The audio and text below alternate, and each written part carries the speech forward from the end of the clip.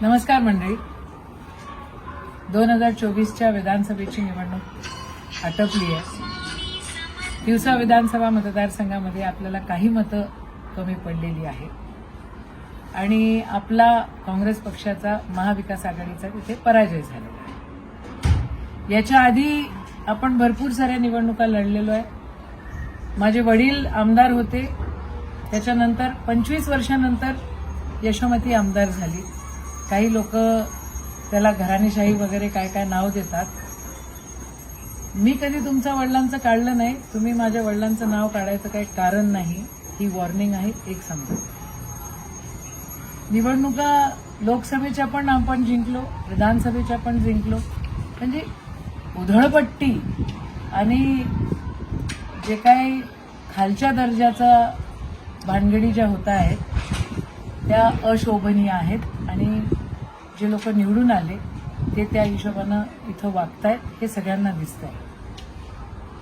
राष्ट्रसंत तुकडोजी महाराजांच्या समोर नाचगाणे काय केले, तिवशामध्ये आपल्या एका कार्यकर्त्याला मारहाण काय केली, भारतरत्न डॉक्टर बाबासाहेब आंबेडकरांच्या पुतळ्याच्या जवळ काय तो नाव त्या माणसाचं, भिडे, संभाजी भिडे कुलकर्णी, संभाजी कुलकर्णी नावाच्या माणसाचं फोटो काय लावला, तिथे शिवीगाळ काय केली, काही आमच्या महाविकास आघाडीच्या आणि काँग्रेस कार्यकर्त्यांच्या घरामध्ये गुलाल काय फेकले, फटाके काय फोडले. म्हणजे याला आता काय म्हटलं पाहिजे. असं वल्गर वागणं पुरोगामी महाराष्ट्राला अजिबात पटत नाही. तुम्ही हा वल्गरपणा बंद केला पाहिजे आणि तुम्ही जर वागत राहिलात असंच तर मग शेवटी जे काय व्हायचंय ते होईल. पोलीस स्टेशनमध्ये मंडळी गेली, रामटके नावाचा एका आपल्या कार्यकर्त्याला मारहाण त्या ठिकाणी गेली. तो कंप्लेंट करायला गेला तर पोलीस स्टेशन कंप्लेंट घ्यायला तयार नव्हतं. शेवटी लोकांना आंदोलन तिथं करावं लागलं आणि मग गुन्हे तिथे दाखल झाले. अशी अरेरावी आम्ही खपवून घेणार नाही.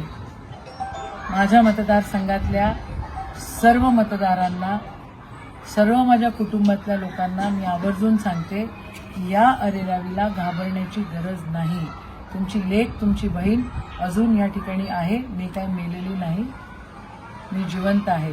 महाराष्ट्रामध्ये जी काय अरेरावी चाललेली आहे ती देखील समोर येते आहे. मशीनमधले घोळ देखील समोर येतात आहे. एका बूथवर वरुडमध्ये एका 2 उमेदवाराचे 16 बूथवर सेम टू सेम मतं कशी पडू शकतात, याच्या आधी असे झालेले नाही. ज्या ठिकाणी आपले बूथ वीक होते त्या ठिकाणी मतांची चोरी झालेली असावी असा माझा ठाम विश्वास आहे.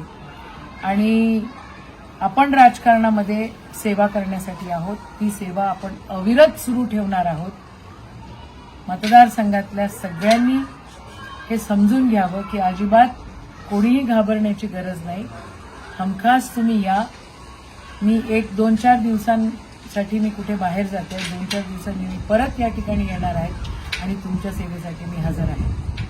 पण अरेरावी कोणाची सहन केल्या जाणार नाही, एवढं नाही. जय हिंद, जय भीम, जय महाराष्ट्र.